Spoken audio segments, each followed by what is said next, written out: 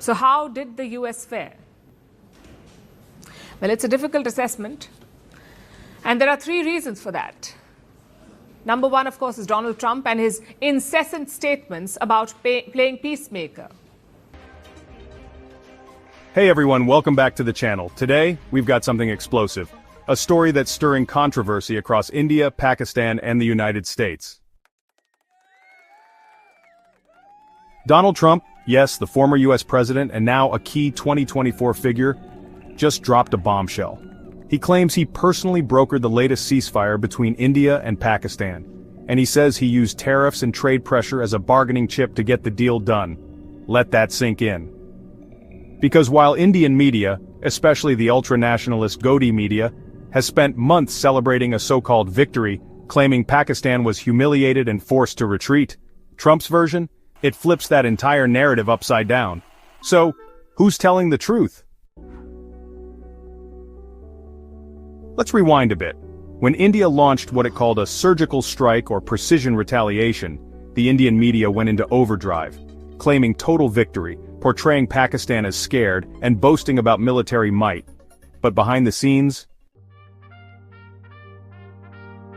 India was quietly reaching out to Pakistan, asking them not to retaliate, and not just in back-channel diplomacy. India's High Commissioner to the UK, Vikram Doraiswamy, appeared on Sky News Australia, and essentially begged Pakistan to take the off-ramp. He framed India's actions as restrained, measured, and urged for de-escalation. That's not the tone of triumph, that's the tone of damage control in public view.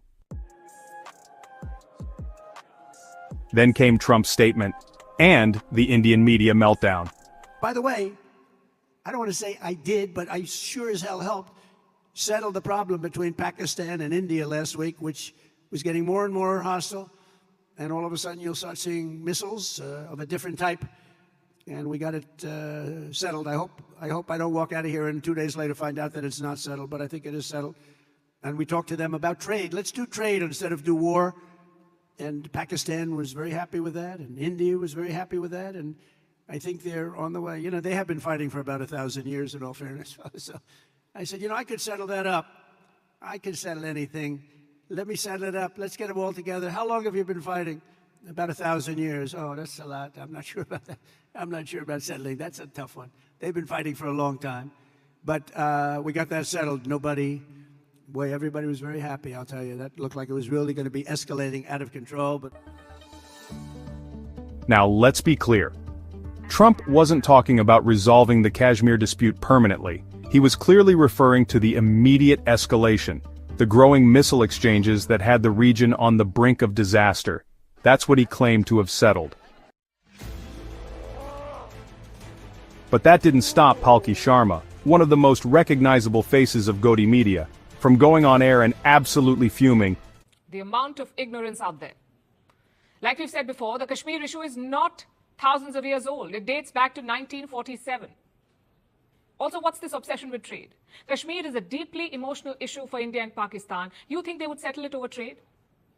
Pakistan may need the money, but India is under no such pressure. Today, Foreign Minister S. Jaishankar made India's position clear. All dealings with Pakistan will be bilateral. Our relations, our dealings with them will be bilateral and strictly bilateral. That is a national consensus for many years, and there is absolutely no change in that consensus that dealings with Pakistan will be bilateral. So, let's unpack that. First, Trump's thousands of years line was obviously a metaphor. He laughed while saying it. It's a figure of speech like saying they've been fighting forever. Second, he wasn't claiming to solve the Kashmir dispute. He was claiming that he stopped a dangerous escalation between two nuclear powers. The kind of escalation that was happening weeks ago, not decades ago. And when Trump says I got it settled, he clearly means the ceasefire, not the entire conflict. Only Godi media could twist that into something else. Check one, check two, check. Third, Palki says India's Foreign Minister Jaishankar made it clear that all dealings with Pakistan are bilateral. But that's just an official claim, not a verifiable fact. And let's be honest, if Trump wasn't involved, how did he know about the ceasefire before either India or Pakistan announced it? Pakistan officially acknowledged US involvement. India didn't.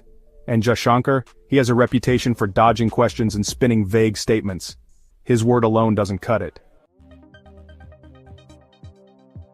We'll see who's telling the truth when that US-India trade deal drops. If it includes zero or near zero tariffs, as Trump hinted, that's checkmate for the India didn't need help narrative. Finally, Palki says Pakistan may need the money, but India doesn't. Really? India's economy is under serious pressure.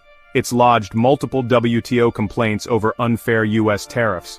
The US hasn't flinched, India has no leverage, and it knows it. And when your officials are publicly pleading with Pakistan not to escalate further, that's not strength. That's desperation. And Trump used it as leverage. Let's be real. Modi can control the narrative inside India. He's got the media in his pocket, headlines on command, and nationalist spin working 24/7. But outside India, he can't stop the story. And Trump, one of the loudest men alive, just tore the mask off the Gaudy media illusion. Internationally, India is now starting to look like a country that's all bark, no bite. Even J.D. Vance, the U.S. Vice President, said earlier, "It's not our problem." Yet now Trump brags that he stepped in, saved the day, and got both sides to make the smart decision. He didn't name names. He didn't shame India directly. Honestly, that was diplomatic. But instead of being thankful, You have to be thankful. Indian media is furious. Now they're accusing the US of betrayal, calling Trump a liar. But let's not forget, India ignored US sanctions, kept trading with Russia, and then bragged about it on national TV. You can't play both sides forever. So now comes the uncomfortable question. Was this latest strike, the so-called Sindoor strike, a genuine national security operation? Or was it a manufactured drama, timed to boost the BJP in key state elections like Bihar? It wouldn't be the first time. The Modi government has a pattern: spark a conflict, flood the airwaves with propaganda, rally nationalist sentiment, and then ride the wave to the polls. But now, the international media is watching, and Trump's remarks have exposed the cracks. India's government hasn't denied Trump's claims, they've just tried to change the subject. Jaishankar says nothing is finalized. That's not a denial, that's damage control. So what really happened? Did India start a fight it couldn't finish? Did it give up trade leverage just to avoid war? And did Donald Trump, intentionally or not, just blow the lid off India's carefully crafted image? So now I want to hear from you. Was India's victory just a PR stunt for elections? Did Trump just expose the truth about India's global standing? Will the real ceasefire deal, if announced, finally prove who was bluffing? Drop your thoughts in the comments. I'll be reading and replying. And if you found this breakdown useful or eye-opening, smash that like button, subscribe, and share this video with someone who still believes India won that standoff. Until next time, stay informed, stay critical, and don't fall for headlines.